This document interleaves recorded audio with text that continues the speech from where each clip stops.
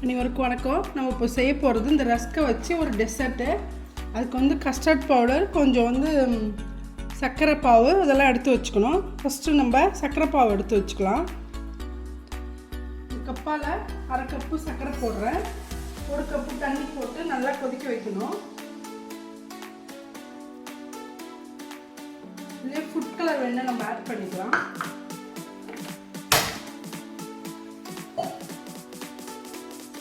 சர்க்கரை நல்லா கரையணும்.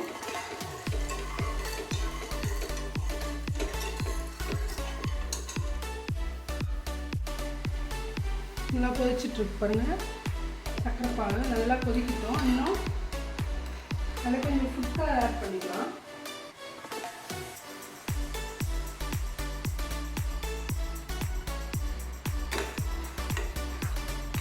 Food colour add பண்ணியாச்சு. நல்லா கொதிக்கணும் சர்க்கரை பாகு.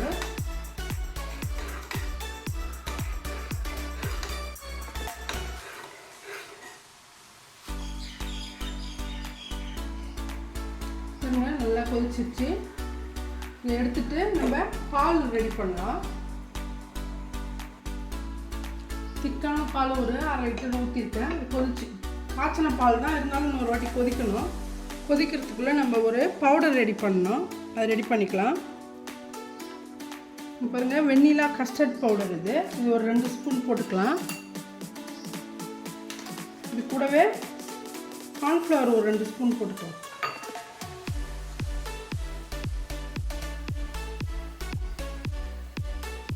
சின்ன ஸ்பூனான்றதால 3 போட்டுக்கிறேன். பெருசாக இருந்தால் நீங்கள் 2 போட்டால் போதும். அதே மாதிரி கார்ன்ஃப்ளவர் போட்டுக்கலாம்.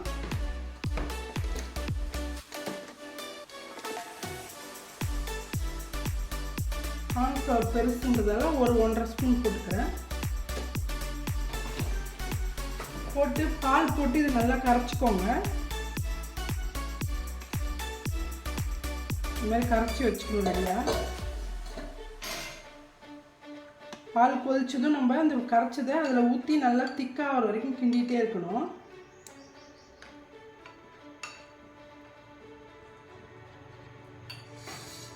கரைச்சி வச்சாச்சு.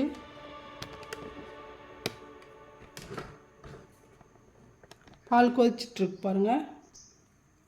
இந்த பால்லே ஒரு 2 ஸ்பூன் சர்க்கரை போட்டுக்கோங்க. ஏற்கனவே நம்ம சர்க்கரை பாவு காய்ச்சிருக்கோம். இருந்தாலும் 2 ஸ்பூன் போட்டு அதையும் நல்லா கொதிக்க வச்சுக்கணும்.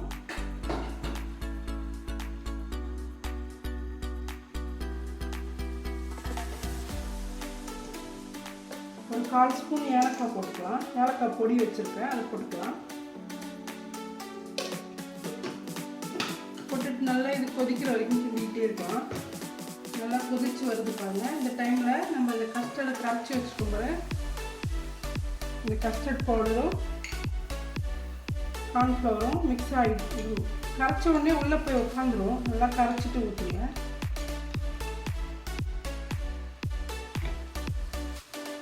கொஞ்சம் ஊற்றிட்டு கலக்குங்க. அப்புறமா மீதி கலக்கி போட்டுக்கலாம்.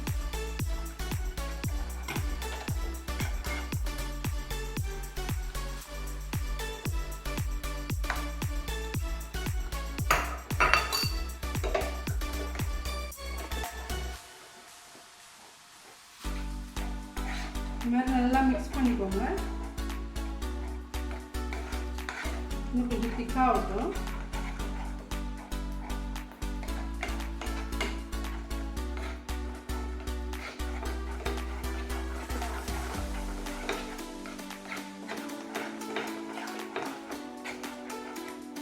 அவ்வளோதான், ரெடி ஆகிடுச்சு. இப்போ நம்ம ப்ரெட்டை வச்சு, ப்ரெட்டில் ரஸ்க்கு வச்சு நம்ம அதை செட் பண்ணணும். இதை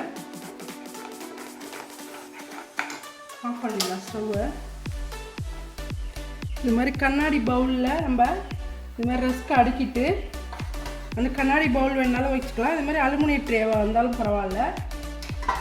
இந்த ரஸ்க்கு அடுக்கிட்டு நம்ம இதில் இந்த நம்ம சுகர் சிரப்பு காய்ச்சணும் பாருங்க, அதை அழகாக மேலே ஊற்றிக்கணும். அப்படி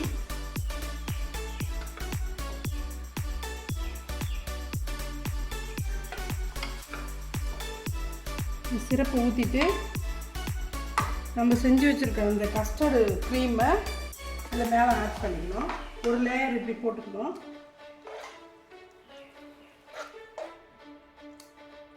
போட்டு இது மாதிரி நல்லா பரப்பி விட்டுருங்க.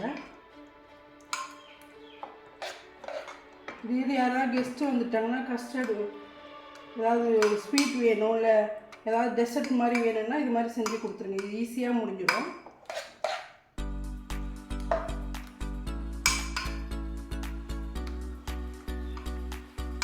இது மாதிரி பரப்பிட்டு திரும்பவும் நம்ம ரஸ்க்கு அடுக்கிட்டு இன்னொரு லேயரு அது மாதிரி கஸ்டர்டு தடவிக்கலாம். இது மாதிரி அடிக்கிக்கோங்க.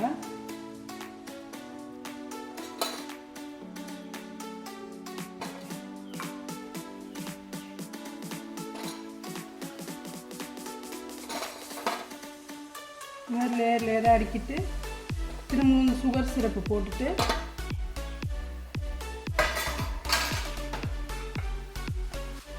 மேலே அப்படி ஊற்றிக்கலாம். போட்டுட்டு ஃப்ரிட்ஜில் ஒரு 20 நிமிஷம் வைங்க. வச்ச உடனே அது நல்லா செட் ஆகிடும். கேக் மாதிரி எடுத்துக்கலாம் வெட்டி வெட்டி.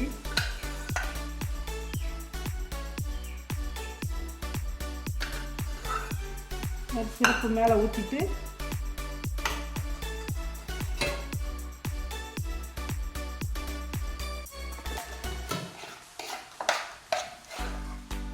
கஸ்டர்டு மேலே அடிக்கலாம். க்ரீம் நல்லா தடவிக்கோங்க.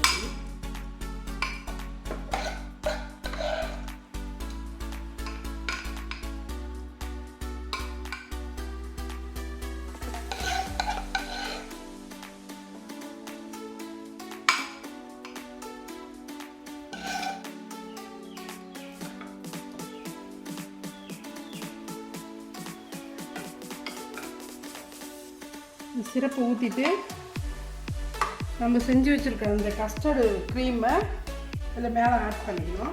ஒரு லேயர் இப்படி போட்டுக்கணும்.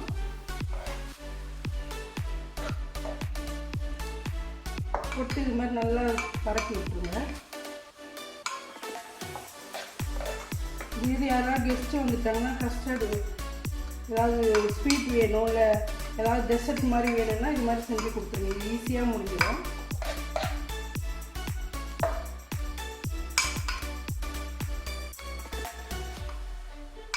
இது மாதிரி பரப்பிட்டு திரும்பவும் நம்ம ரஸ்க்கு அடுக்கிட்டு இன்னொரு லேயரு அது மாதிரி கஸ்டர்டு தடவிக்கலாம்.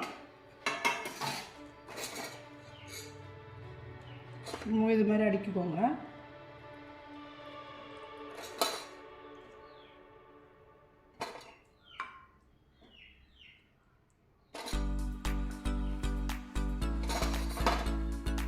இது மாதிரி லேயராக அடிக்கிட்டு திரும்பவும் இந்த சுகர் சிரப்பு போட்டுட்டு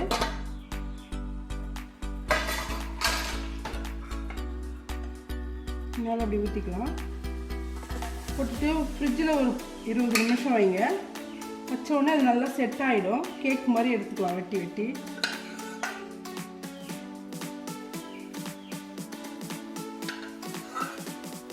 சிரப்பு மேலே ஊற்றிட்டு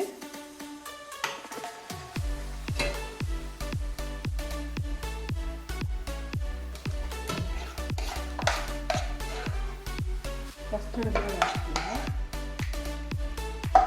க்ரீம் நல்லா தடவிக்கோங்க.